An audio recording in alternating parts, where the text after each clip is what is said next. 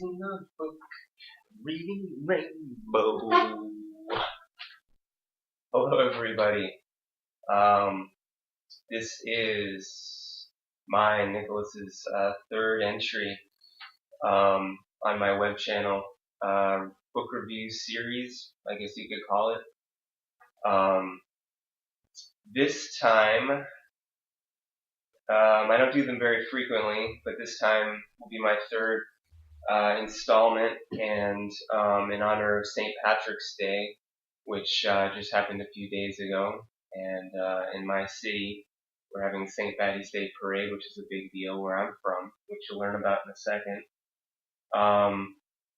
We're going to be covering All Souls by Michael Patrick MacDonald. Yes, you heard correct, in all its Irishness, that name, so Irish. Michael Patrick MacDonald, All Souls. A family story from Southie. Southie, for those who don't know, who've never been to Boston, who don't know anything about Boston, is the nickname for South Boston. Not to be confused with the South End. And it's a little peninsula, actually, geographically, that sort of juts out, and it's kind of isolated. It has that sort of island mentality out there in the southeastern part of the city of Boston, if you looked at a map, which I don't have. That might have been a good idea. So yeah, it's St. Patrick's Day, and that's not the original reason I picked this up.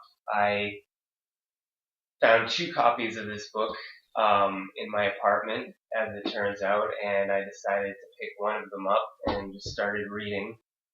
And as a local, I guess, was someone who has a sort of a local sense, I'll say that, I was a little skeptical, like, oh, who's this guy, talking about Boston history and stuff like that. And let's see if he can live up to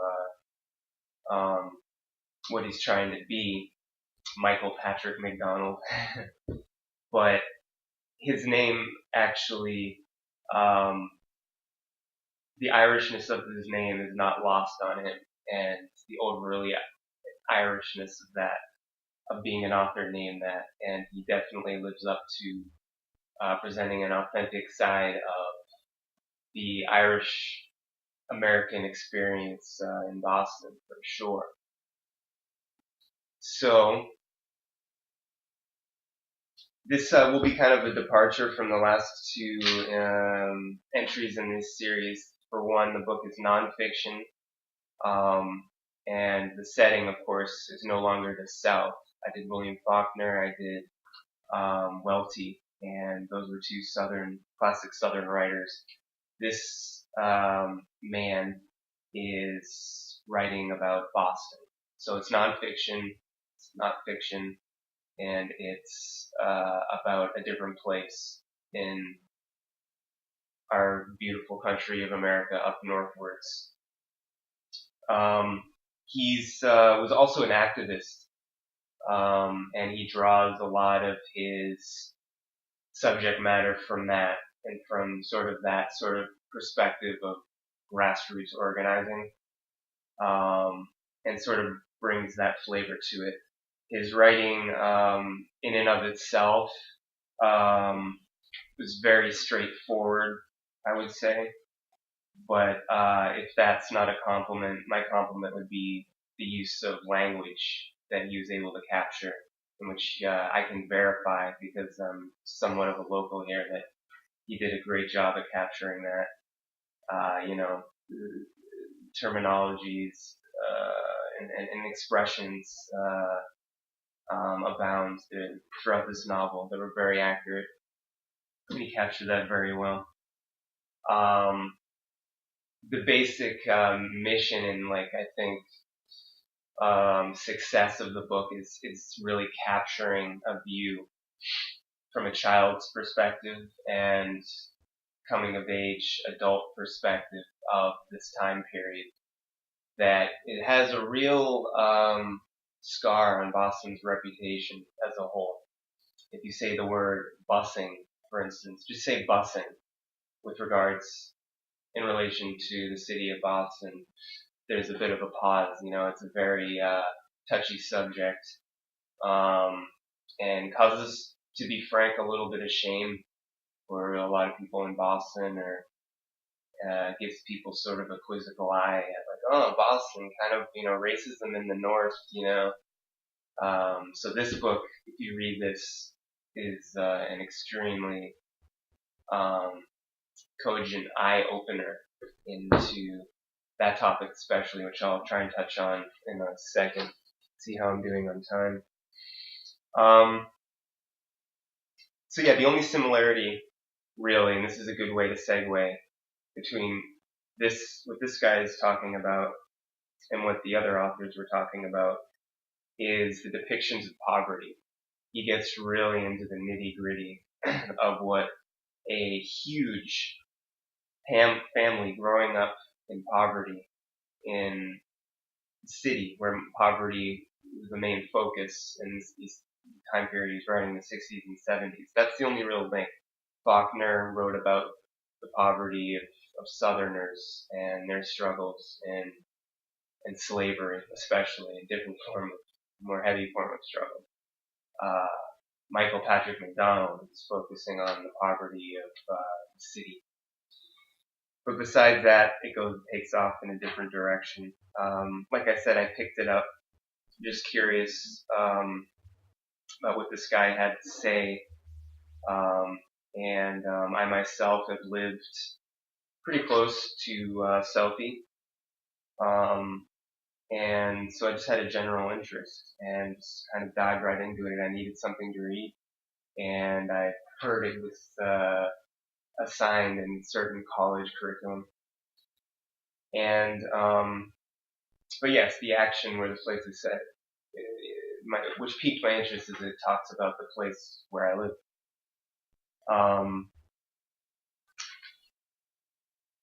Yeah, he was one of 11, and there's some key things which make you understand why this guy was chosen to be published, why his book, his project was accepted, and how interesting he is, and why we should listen to him. He's one of 11. In the first few pages, you get his family tree there, because this is a story told through the life of the family. One of 11. And trying to make a mental block on not ruining it and spoiling it for anybody. He's one of 11. One of the main characters in the books is his mother, who is a very strong character, and that as a writer he knew to give her lots of sentences and descriptions, because she really is one of the strong standout characters, and she's a single mother of 11 kids, so why wouldn't she be, right? Other things that make him such an interesting person who we should listen to as an authentic source, I kind of like to say he's the Mark Wahlberg I'd steer people to before the real Mark Wahlberg, who's kind of a douche. Because he's got the eye of an observer, and he wasn't fully, say, like Mark Wahlberg, and no one knows about him. He didn't go to Hollywood. He didn't reap that Boston tough reputation and become a star. He fucking, pardon my language, kept it real. He was an activist. He's an activist primarily, I would say, and a writer second, but he was able to release this book, which is really important. And he wanted to clarify things about South Boston and what it was like to be an insider. Like I said, it was a peninsula. It had this island mentality, and it